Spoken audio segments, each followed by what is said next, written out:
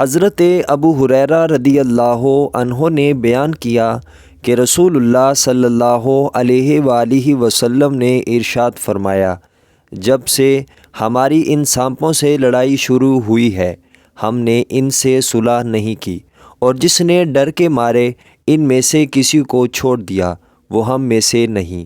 سنن ابو داؤد حدیث نمبر 5248۔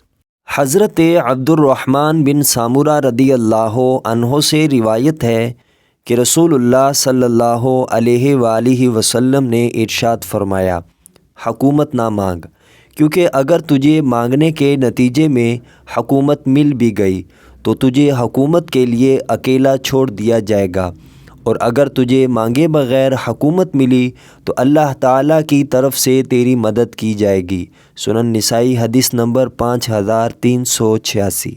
حضرت ابو ہریرہ رضی اللہ عنہ سے روایت ہے کہ رسول اللہ صلی اللہ علیہ وآلہ وسلم نے ارشاد فرمایا، ایک آدمی جس نے کبھی کوئی نیکی کا کام نہیں کیا تھا، اس نے راستے سے کانٹوں کی ایک ٹہنی دور کر دی۔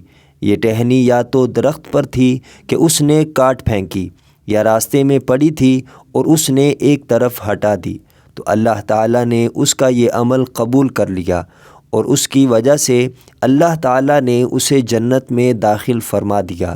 سنن ابو داؤد حدیث نمبر 5245۔